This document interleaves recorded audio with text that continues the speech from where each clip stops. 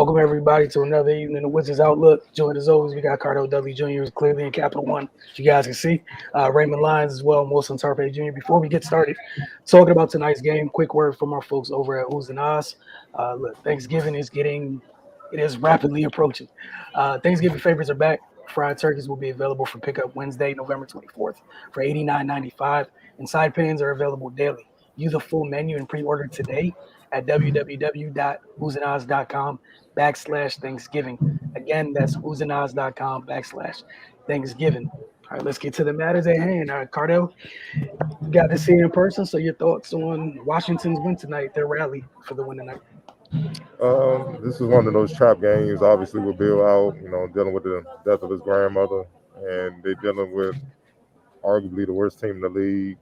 You could tell they came out flat. They let their guard down, and they didn't come out with the urgency that they needed playing against a desperate team, and they paid for it.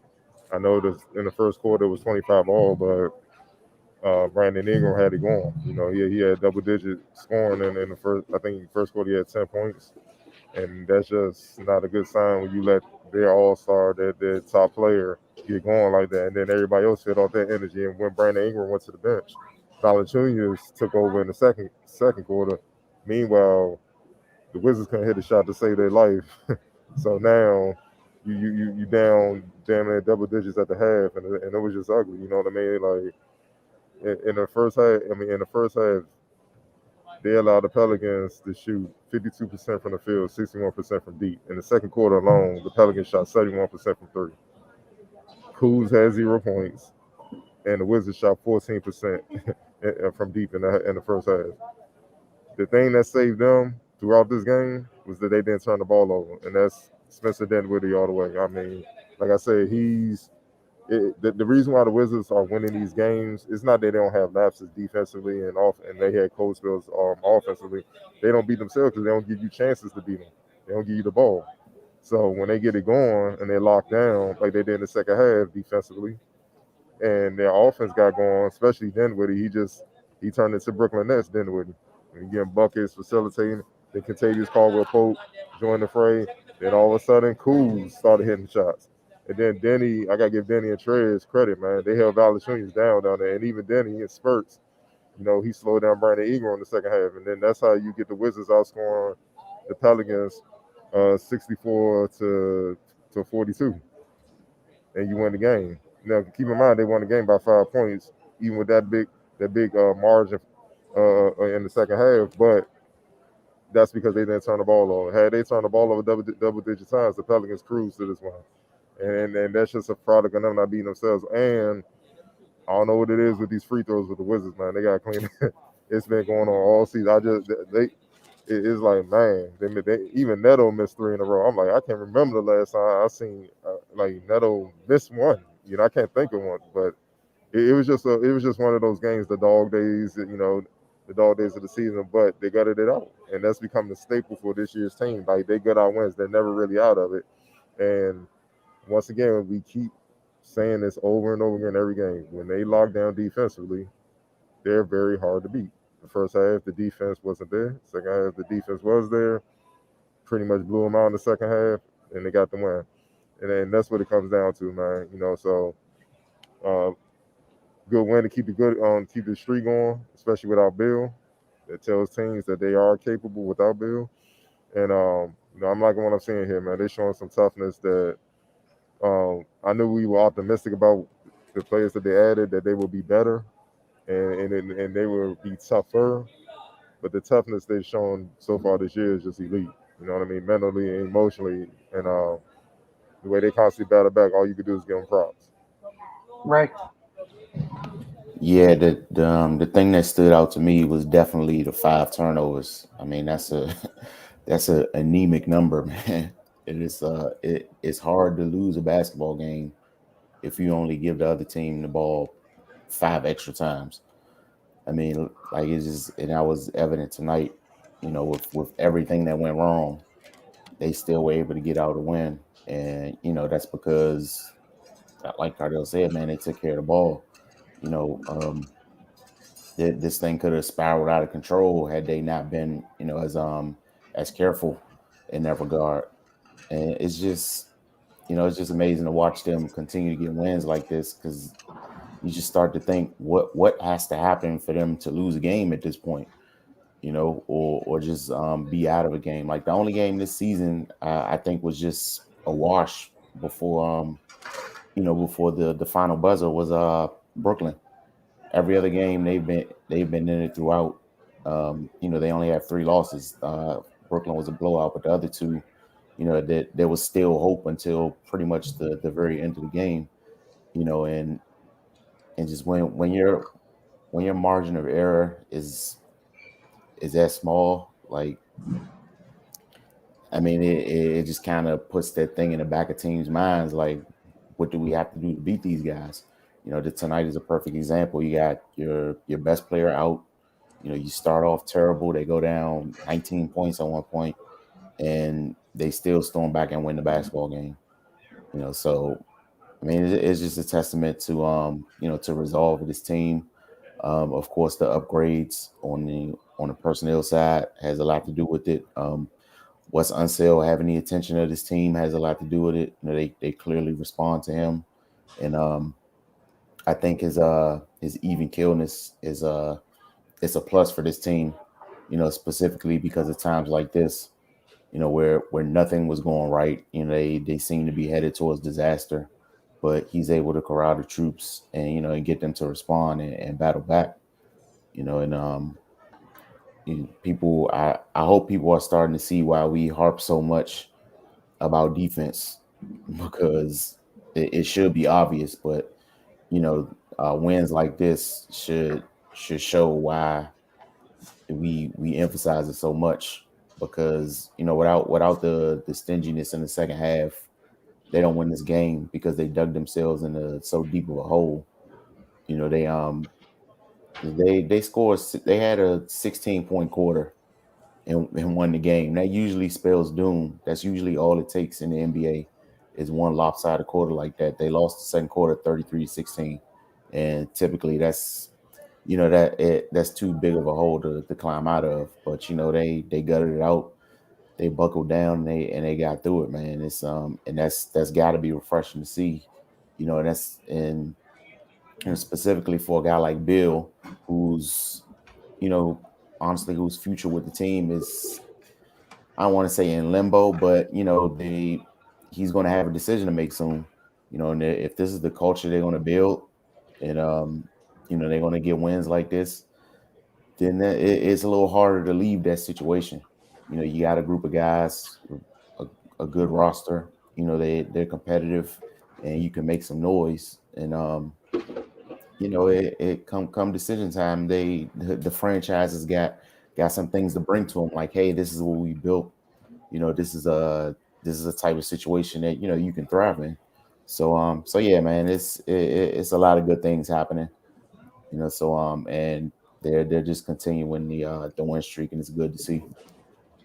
Yeah, you guys pretty much laid it all out. The only thing I really walked away, their mental toughness, like Cardo mentioned, they're resilient. It's You have to put them away, and a lot of that has to do with the guys that they brought over. And just it was an impressive win. When they go down about 16 or 19 at one point, and then the run that they put together, like they stacked back to back double digit runs, consecutively to get back in this one. So yeah, it was really impressive. I'm gonna ask you guys, obviously, Cardell, start with you, then go to Ray. Who did you guys have as your player of the game? Man, I gotta go with Dinwiddie, man. But I gotta show Contavious Caldwell Pope some love. Man. I gotta go Cole player of the game, man, because they both made plays, hit shots. I know Dinwiddie kind of handled the offense more, playmaking, obviously being a facilitator and scoring.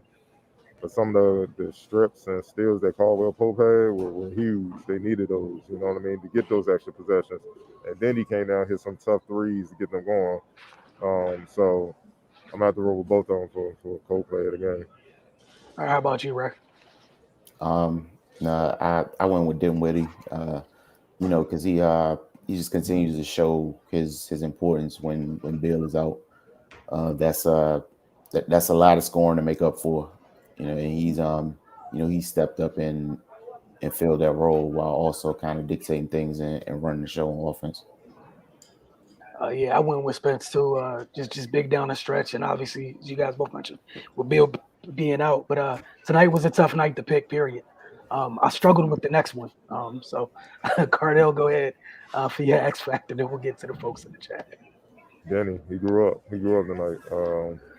11 and 10. The defense he had, switching between Ingram and Valanciunas at points and stuff like that, and actually getting stops, getting key rebounds late, so they were one and done with it, on offense.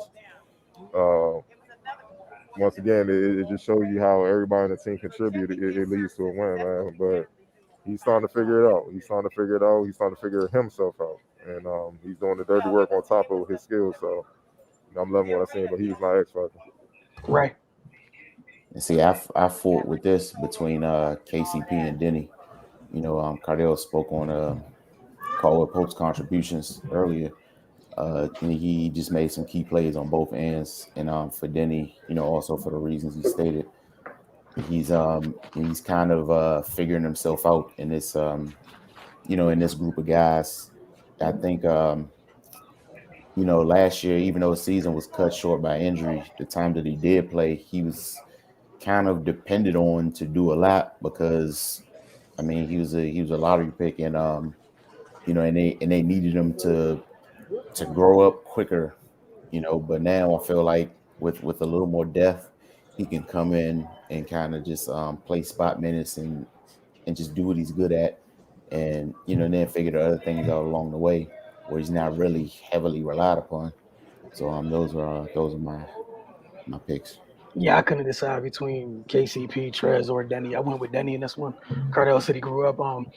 I was impressed that he was able to stay on the floor with 5 fouls that long down the stretch, considering he was going, who he was bouncing between, defending on the defensive end, and he was definitely needed on a night like tonight because Ingram was giving Kuzma work at times during this game, to be honest. So like, At times, I'm trying. Ingram was giving him.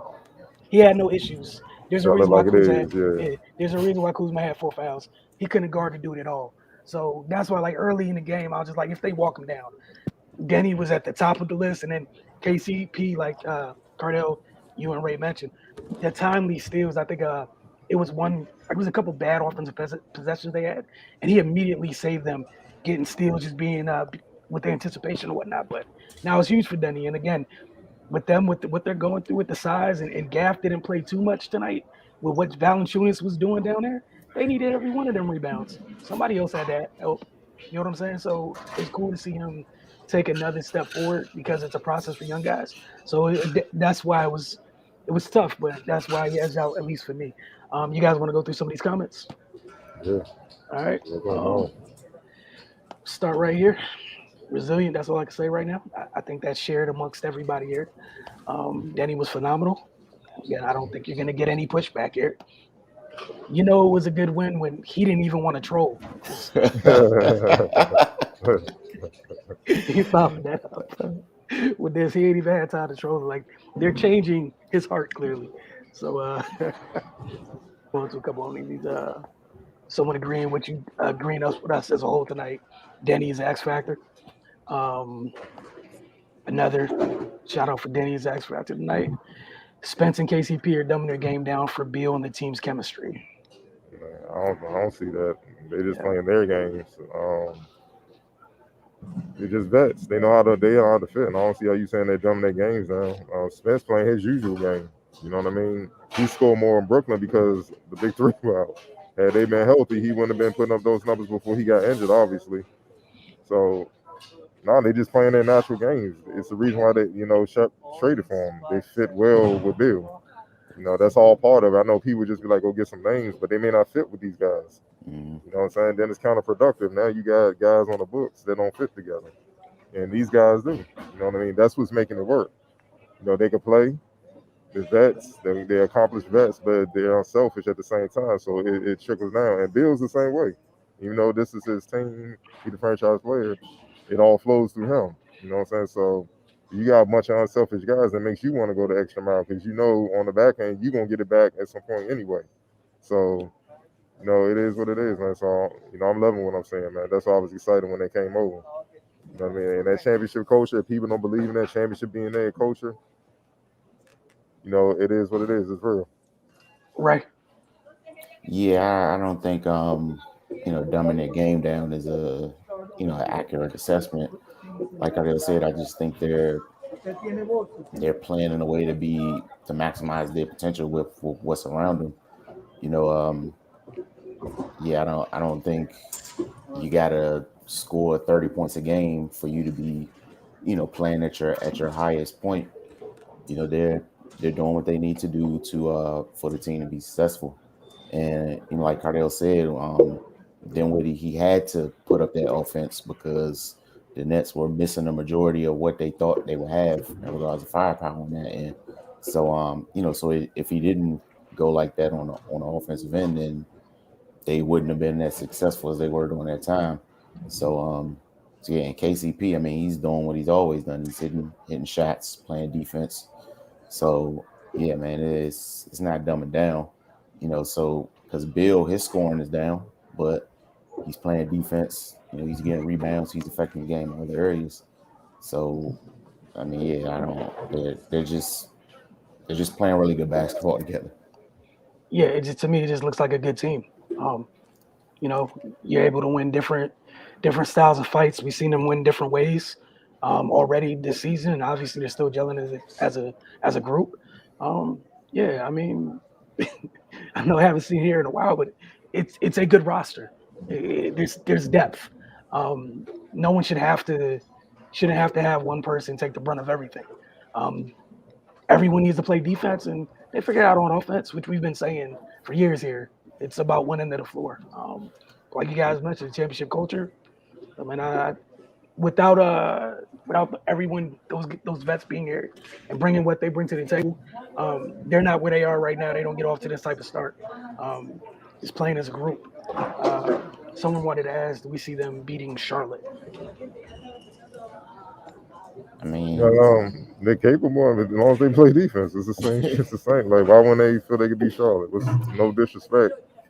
I know they got LaMelo. I know they got. I see Miles Bridges over there hooping. I mean, but what's over there that they should be worried about? You know what I mean? So that's self-explanatory. And, and don't skip over homie with the Scott Brooks comment. Let's go get after him. 3 out of the 5 years he made the playoffs, and he has a nearly 60% win percentage as a coach. If you call that a bum, cool. There's a lot of coaches that will take those numbers. Now we can move on. Ray, did you have anything about Charlotte? I mean, to be perfectly honest, I'm pretty much at the point where I'm not really. I'm not gonna say I'm not concerned, but I'm giving if with the way they're playing, I'm giving them a chance against whoever they line up against on any given night. Like I said, if they defend, then they got a fighting chance against any team in the league. So and I think they've proven that. Of course it's early in the season, but they've shown against the good teams when they defend, it's going to be a dogfight, and against the bad teams when they defend, they're going to beat them emphatically. Even tonight they didn't defend in the first half, and the Pelicans had a huge lead. The second half they defended and it wasn't even close.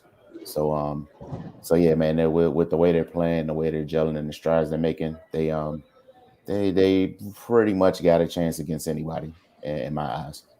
Yeah, I'm with you. I think Cardell said this either after last game or within after one of the last two games. Just they're good enough. They don't need to fear anybody.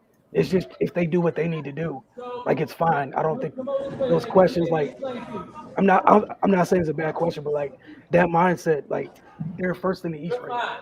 Like yeah, they have a chance against everybody, and And the they're beast. not close to. Go ahead. My bad. Go ahead. They're not close to like this. Isn't the final version of them, right? And they're first in the East, so yeah, like yeah. Go ahead, Cardell. Now I'm saying they beat some good teams. They beat the defending champs. They're not tripping off Charlotte, and it's a good test coming on Friday. That's a good test. This team they got a lot of depth just like they do, a lot of championship pieces just like they do. That are tough.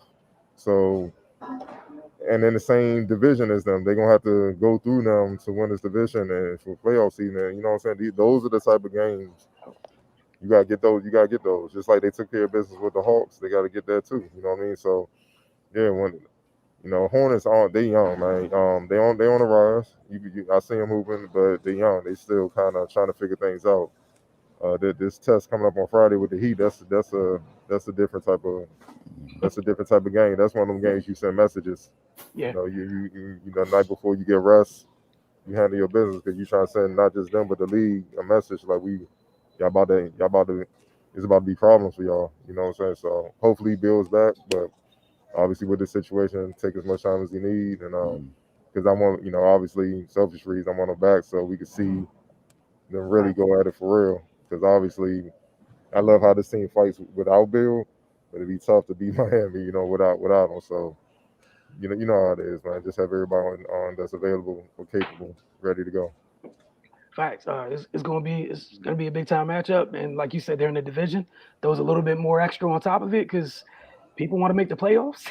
They're all in the same conference. We have to see each other a couple times. Furniture will be moving. It's gonna matter later for seeding with those two. So neither of them, just like you mentioned with the Hawks, you can't take any of those matchups in the division. Um, you know, I'm discounting Orlando for the moment. Any of those matchups within the division slightly because of what it can mean later. We saw what happened last year when you dropped some of them ugly games early in the year, and what happened into the year. It cost you your life almost. Yeah, Like seriously, like you paid for it dearly on the back end. If you guys don't have anything else, we appreciate you too. Troll and not troll, we appreciate you. But we're gonna get out of here. We'll see you guys later this week. I think Wednesday, or it's Thursday and Saturday. I no, my bad. I said Friday. The Heat played Saturday, I think. Hold on, let me see. Yeah, they got the Hornets on Wednesday. Hornets on Wednesday, Heat on Saturday. Hornets away, Heat at home. So yeah. So Wednesday it is. Wednesday and Saturday. So we'll see you guys Wednesday. Don't forget to get over to thefocustv.com. And anytime that we don't have our show, I know we didn't have one the other day because folks were busy. Anytime that we don't have it, head over to thefocustv.com. We'll have an article or a recap up of it. But for the most part, you guys will see us after each and every game. So y'all have a good night. Enjoy the win.